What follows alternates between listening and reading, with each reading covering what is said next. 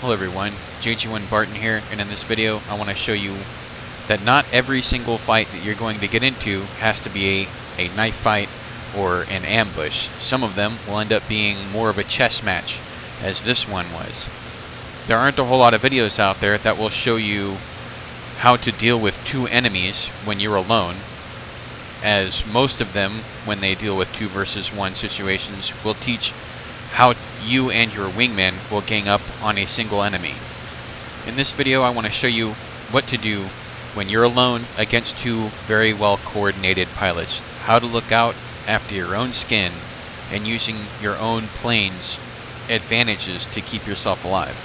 Now in this case I happen to have the advantage at the beginning of the fight of altitude and an aircraft that has better high altitude performance and better climb rate.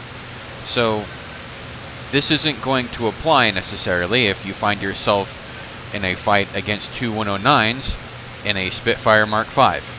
However, if you find yourself in an energy fighter against 2 turn fighters, this will be a good example of how to conduct yourself to keep yourself alive and not fall into a trap. Before we get to the fight, I'll provide a little bit of background context. At the moment, I'm flying a BF-109 G6 at high altitude into a hot target area. There's a lot of dogfighting going on, and there's a lot of enemy aircraft.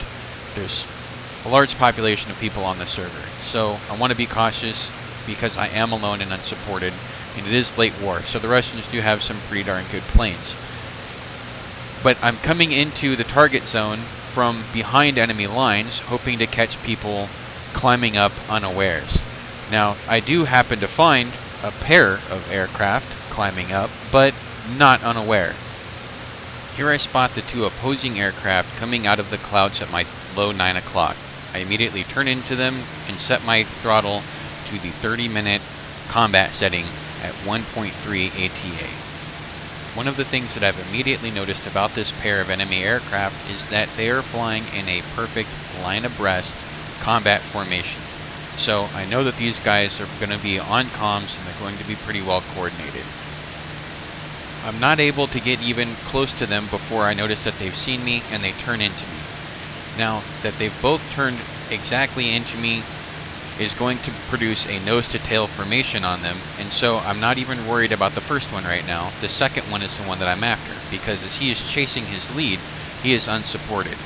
But I do want to keep my eye on the lead and figure out exactly where he is to make sure that I do have a clear shot at the wingman. Now as I roll around over the top of his 6, I'm going to dive in and make my attack. But here's the key. This guy is going to put himself into a shallow dive, and I'm going to notice quite quickly and pull out as I can see the lead climbing and maneuvering towards my 6 if I follow his wingman. I'm going to break off my attack, get inside of his turn radius, and climb and reestablish myself in the perch. This is going to use my energy advantage to stay above and out of the range of my opponents so that they can't attack me. But I do have to be careful about who I attack, because the way these guys are flying is going to be very easy to get caught in a trap and end up with one of these guys on my 6.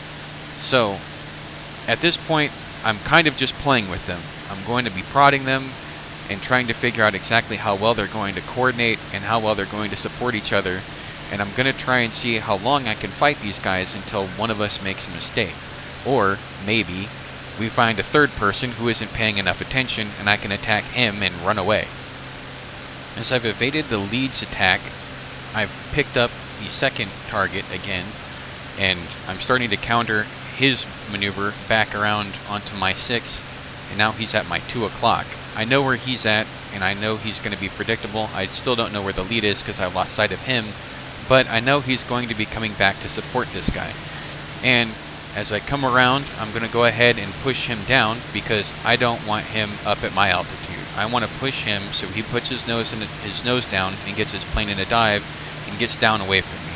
But I know that his wingman, the lead, is going to be coming around on me. And there he is at my 3 o'clock. So here we go again, coming up, getting inside of his turn, and using my speed to gain altitude and reestablish the perch. And I'm going to avoid allowing him getting his guns on me. As he crosses under my wing, I'm going to bring myself back to the left to stay over the fight and at their 6 and in an aggressive position.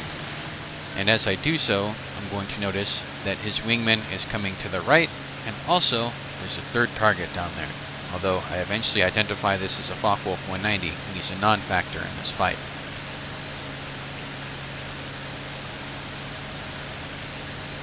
The target at my 10 o'clock is now going to turn right and move towards his wingman, who is turning back at me.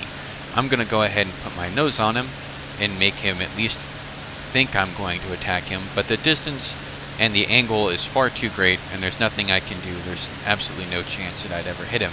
So I'm going to break off and establish my climb again and get back up above these guys. I see the wingman is a little bit out of position, but certainly not far enough that he wouldn't be able to support this lower target had I continued my attack. At this point, I'm going to climb out and try and get away, but these guys are going to follow me. I climb out for a few minutes and they chase, but nothing really happens as I'm looking out for other targets of opportunity. I don't really find anything, but I end up re-engaging these guys, so we'll go ahead and skip back to that. I climb up well over Angel 7 and end up over the top of both of them and dive back down into their 6. Although in my dive, I do lose sight of them temporarily and come out on their 5 to 4 o'clock, almost co-out.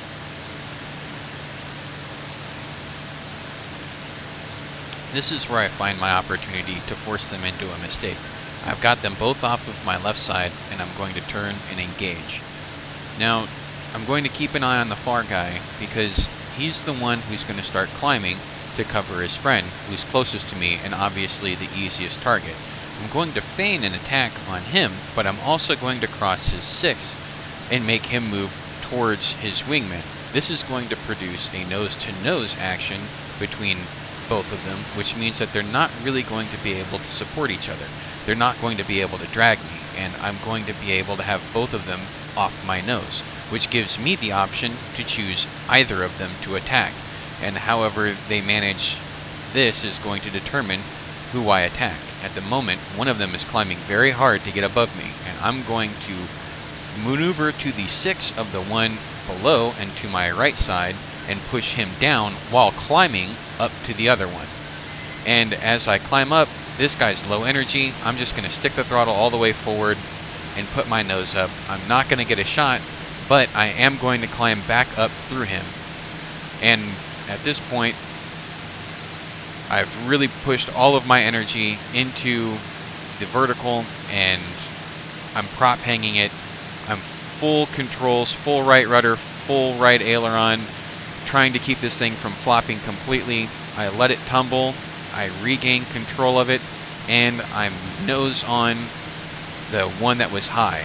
Now I'm going to dive back in on him as the other one is low and out of position. And I do manage to get a shot off, but nothing major. I miss completely and decide to break off and continue on. However, in this situation, with how well these guys have been flying and fighting me, I'd consider just getting the opportunity to get close enough and get a shot on one of them as a success. But now I'm going to go ahead and disengage, because this fight has gotten as far as it's gonna get. If you enjoyed this video, go ahead and hit the like button. If you want more content like this, hit the subscribe button. And if you have questions or comments, go ahead and leave them in the comment section below. Thank you guys very much for watching. I'll see you next time.